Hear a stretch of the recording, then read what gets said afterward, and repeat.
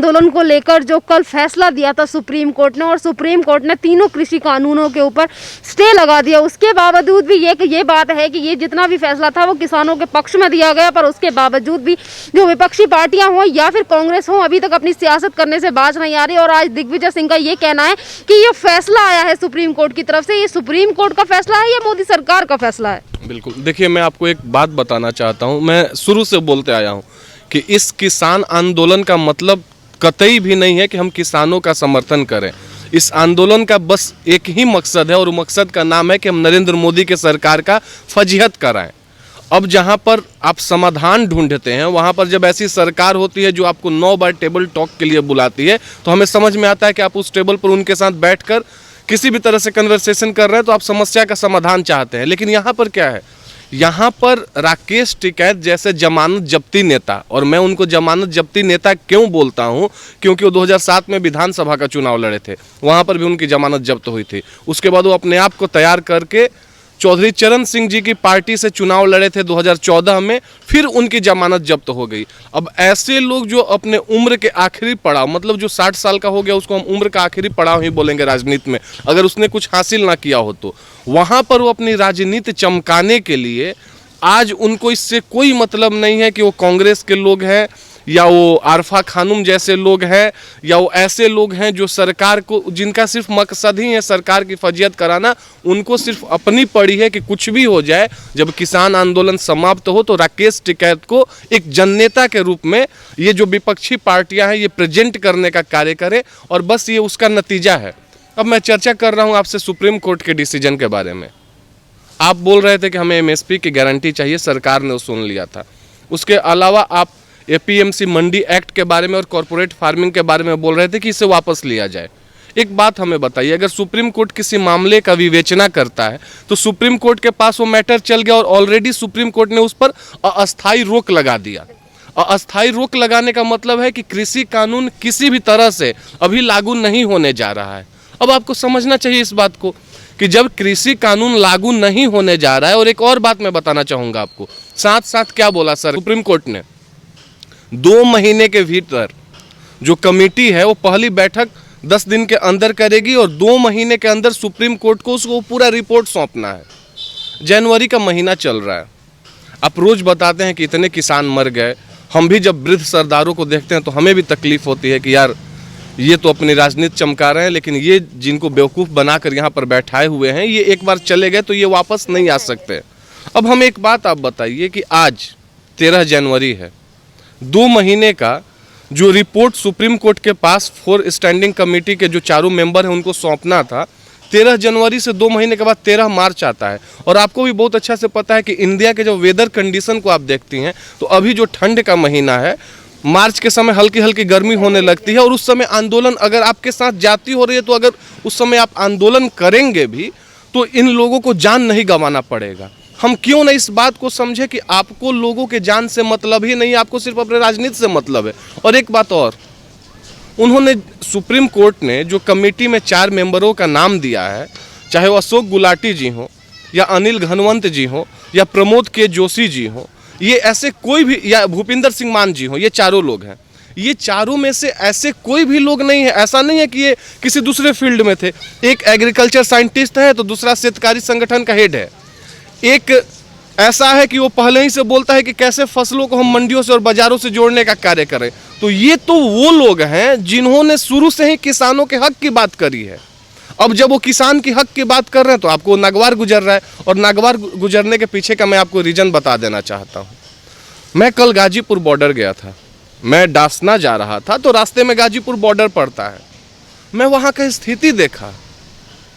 आप विश्वास कीजिए कि डासना के साइड से जो गाजीपुर के साइड रास्ता आ रहा है, वहाँ पर लोग क्या कर रहे हैं, दिन में उनको मन किया वो वहाँ पर रुक नहीं रहे हैं। दिन में जब उनको मन किया तो ट्रैक्टर की ट्रॉली लेते हैं, उस पर 10-20 लोगों को बैठा लेते हैं, और हम लोग जैसे जिसको रोड साइड रोमियो बोलते हैं उस तरह की एक्टिविटी करते हुए वो आंदोलन स्थल तक पहुँच रहे हैं।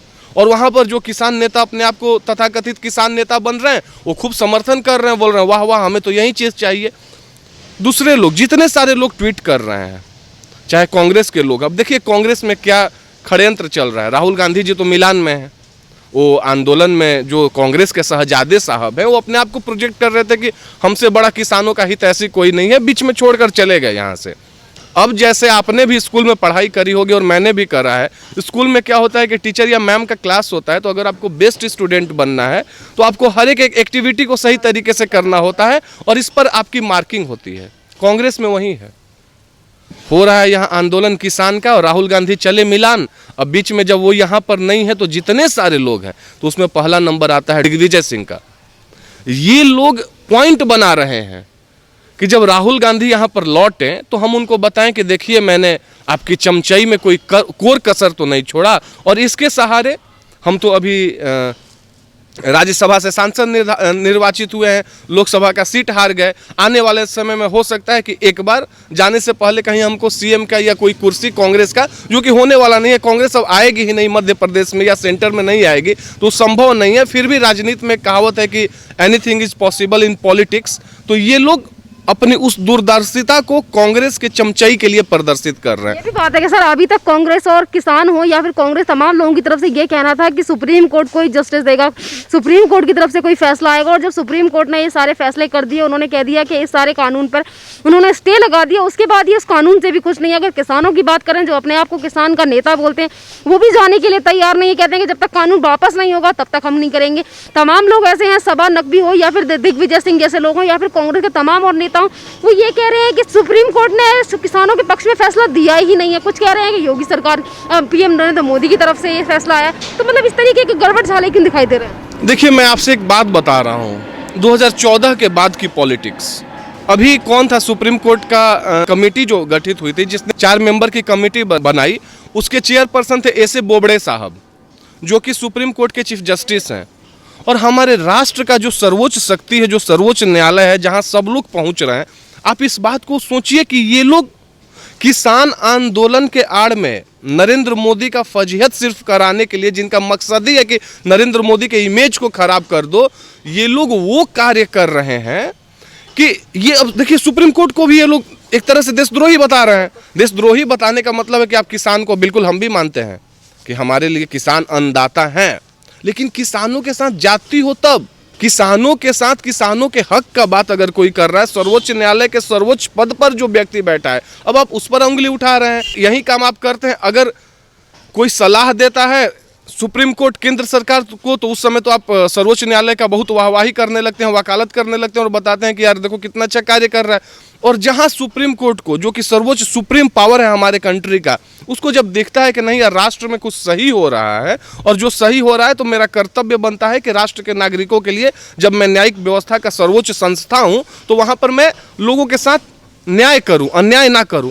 वहां पर आप दोष दे रहे हैं। अब मैं देख रहा था अरफा खानों में एक है द वायर, आप जब द वायर के किसी भी आर्टिकल को उठाकर पढ़ेंगी तो आपको एक ही चीज़ वहाँ पर दिखेगा, या तो आपको नफरत दिखेगा, मेजोरिटी आई मीन हिंदुओं के खिलाफ आपको वहाँ पर नफरत दिखेगा उनके हर एक आर्टिकल में, या तो नरेंद्र भाई मोदी की जो सरकार है उसके विरोध में। आज तक मैं दावे के साथ कह सकता हूँ कि द वायर हो गया, द क्विंट हो गया, द प्रिंट हो गया, खबीस कुमार का NDTV हो गया, ऐसे चैनलों पर कुछ भी हो जाए राष्ट्र में, कुछ भी, ये लोग उसको मुद्दा बना ही नहीं सकते हैं। ये लोग मुद्दा किस बात को बनाएंगे? जहां से हम लोगों को तोड़ने का कार्य करें, जहां से हम सरकार के प्रति जो लोगों का विश्वास है उसको खंडित करने का कार्य करें। अब वो बोल रही है कि ये डेमोक्रेसी के लिए बहुत डेंजरस स्टेप है। क्या डेंजरस स्टेप है यार?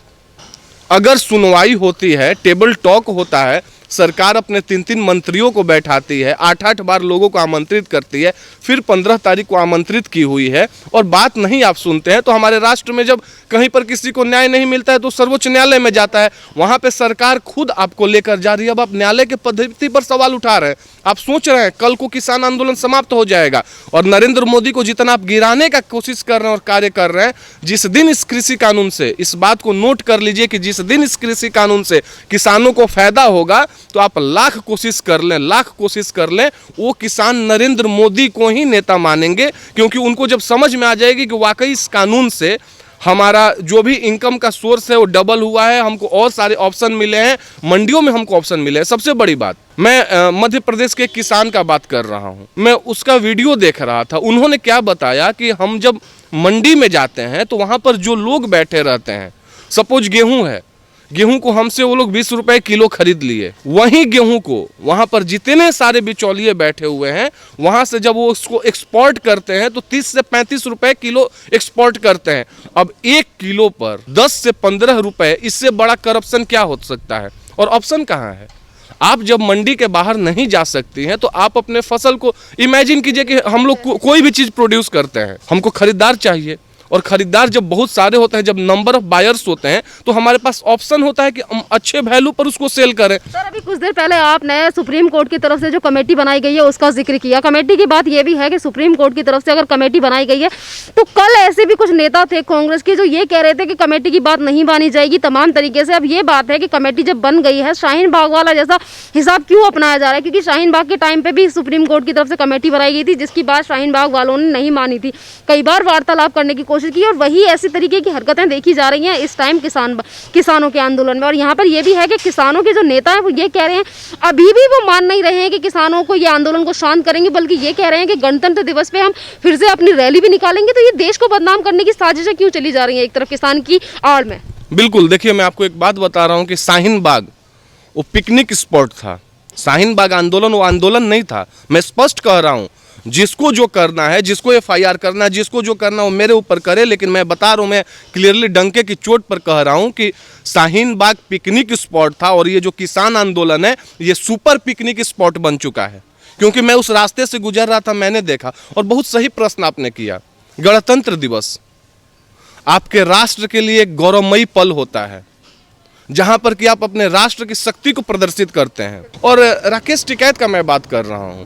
भाई साहब, आप बोल रहे हैं कि कृषि कानून से घाटा है, अभी तक कोई घाटा नहीं हुआ, फिर भी आप बोल रहे हैं। 1 मिनट के लिए मैं आपका बात मान लेता हूं।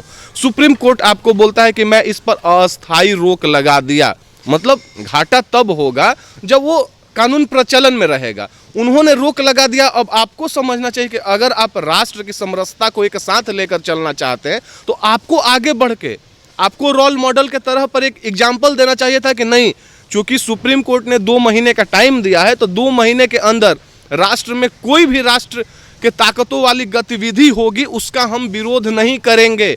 आप क्या बोल रहे हैं कि नहीं 26 जनवरी को हम ऐतिहासिक ट्रैक्टर रैली करेंगे। आप ऐतिहासिक ट्रैक्टर रैली करके किसको खुश करना चाहते हैं? चाइना को खुश करना चाहते हैं कि पाकिस्तान को खुश करना चाहते हैं कि जर्नैल सिंह भिंडरावाले के समर्थकों को आप खुश करना चाहते हैं? पब्लिक ये भी आपसे पूछती है और पब्लिक ये जानना चाहती है कि आखिर आपके मन में क्या चल रहा है। आप किसान आंदोलन के रूप में देश को तोड़ने का कार्य कर रहे हैं कि देश को जोड़ने का कार्य कर रहे हैं? इसका जवाब पब्लिक पूछेगी और आपको जवाब देना पड़ेगा। धन्यवाद सर।